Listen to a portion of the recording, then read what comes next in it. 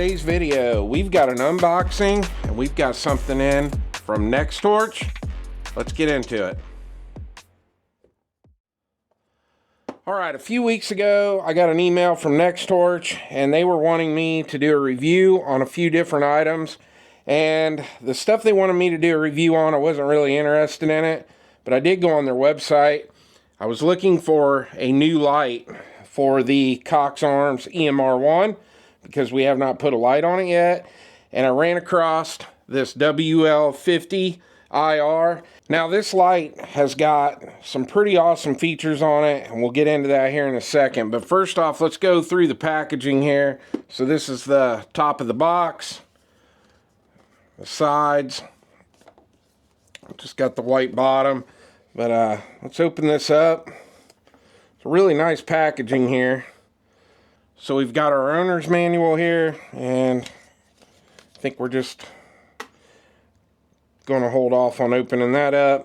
We have two CR123 batteries, and that's a pretty nice touch too. They are Energizer lithium batteries. We've got our cable and our pressure switch. This does have some Velcro wrapped around it. We've got our light. It's already got our mount on it. We'll go over this here in a second.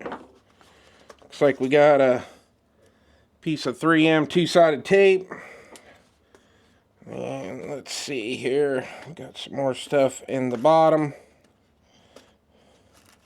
A couple extra O-rings. And we also have a mount if you're going to run this on Picatinny, and that's pretty cool. It tells you this goes on the rail side and this goes on the switch side, and it looks like that is everything in the box. Now this is the Nextorch WL50IR. Now this has white light and it also has IR. You can see here you got an arrow.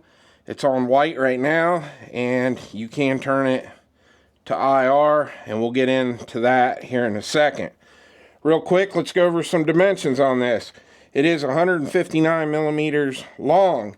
It is 42 millimeters wide, and this has a weight of 195 grams. Now obviously you saw the extra O-rings in the box, and this does have an IPX7 waterproof rating.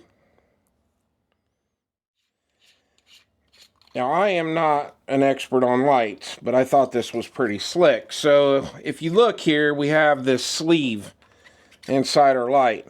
Okay, and that is to put our CR123 batteries in. Okay? Now, these particular ones right here are not rechargeable. These are a very common battery that you can buy. They're not super expensive, but they're not the cheapest. Now, one of the other really cool things is you can take the sleeve out and you can run this on an 18650 battery. Now, I've got a bunch of these. These are rechargeable.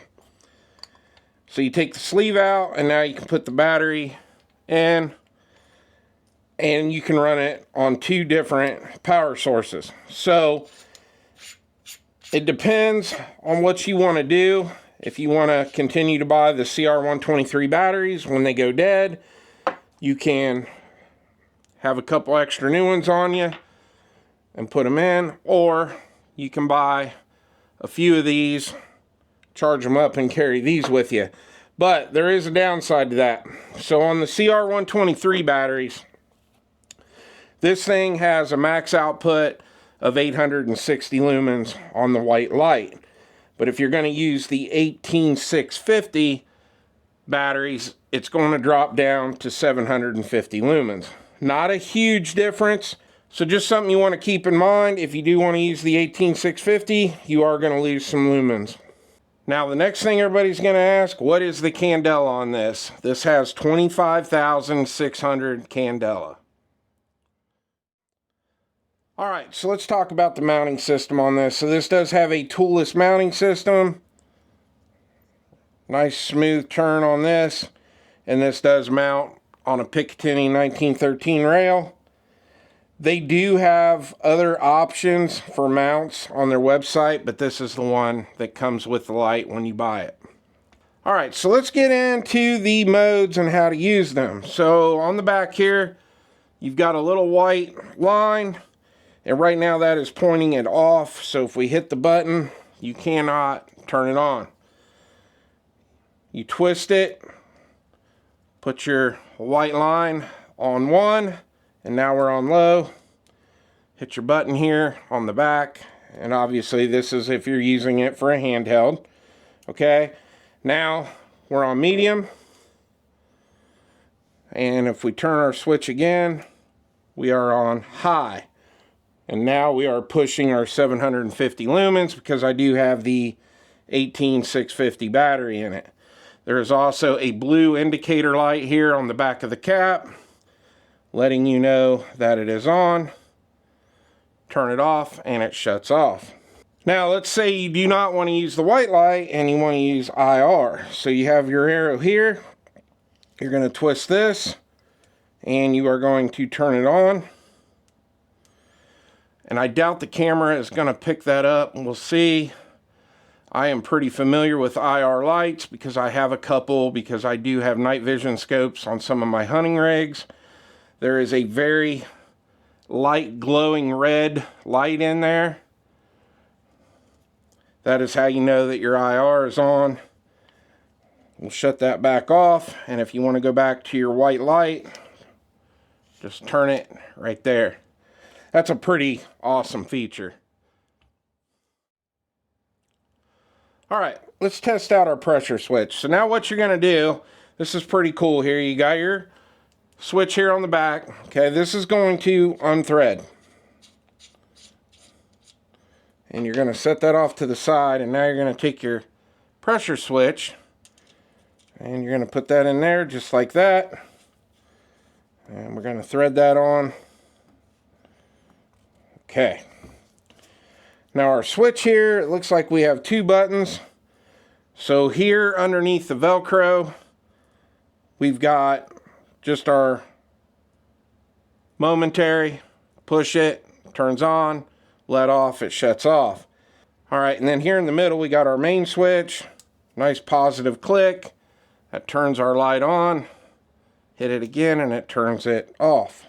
Now with your switch, you can just set this at whatever brightness level you want. Right now we are on the lowest setting, and if you turn your switch on, it's going to be on the lowest setting. We'll cycle through these. We'll turn our knob here in the back. There's medium, there's high, low, and off.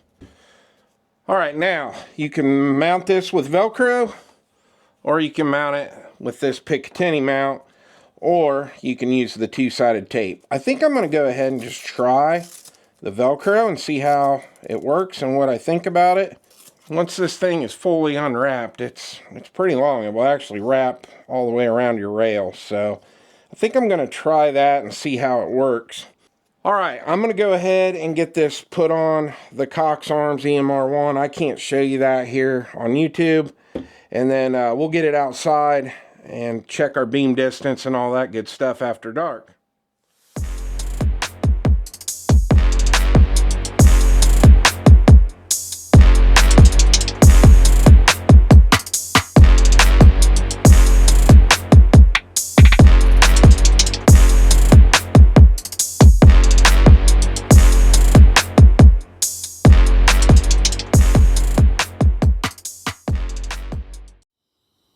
Alright, we are out in my backyard after dark, and if you've watched me do these light tests before, you know the drill. That tree that's in front of us is about 40 yards away. We're going to light it up on level 1 on low. So there is low.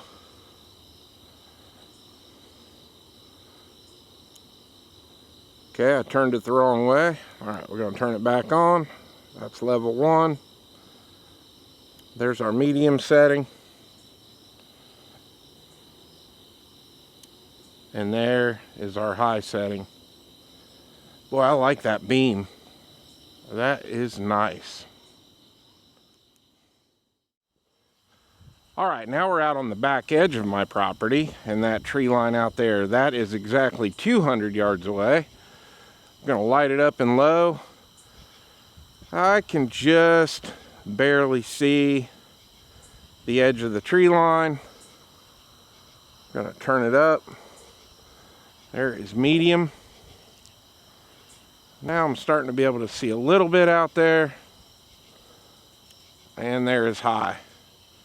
And now I can see the tree line. It's not one of the brightest lights I've tested on the channel, but plenty bright enough for what I need it to do. And I really do like the beam on this. All right, before I give you my final thoughts on this, I'm going to show you the setup. So I've got the light mounted over on the left side because I'm a left-handed shooter. I really like this mount. If you look here, it tells you loosen and tighten and which way to go. And it locks up nice and solid without any tools. So the toolless thing, they weren't lying about that. Now I did have to put a small section of Picatinny rail there on the side. I just went from M-lock to the rail, so I had something to mount the light to. Now I chose to go ahead and use the adapter that comes with the switch for the rail to the switch, and I really like this setup. I've got my Magpul angled foregrip here, and it's just really nice, real comfortable to be able to hit that switch. The other thing that I really like about this is the ability to turn that off. So to be able to turn this switch back here, put it in the off position, and if I were to accidentally hit this switch or hit the momentary switch, I can't turn that light on. So during the day, when you're out shooting, you're not going to have to worry about hitting that switch and running your batteries down, which is really cool. And even at dusk or whatever, and you don't want to turn the light on, you can leave that off, and then you can just flip the switch to low, medium, or high when you want to use it. So I really am digging this light. The only downfall I have to it, I wish it had a little bit more output, but honestly, I was able to see everything going on the edge of that tree line at 200 yards, so this thing's going to do everything I need it to do. Now, we're going to have a lot more videos coming out on this. We're going to do a range video. We will get this thing out at some point, shoot it after dark, and I might even put this on the side of one of my ATN scopes just to test out the IR.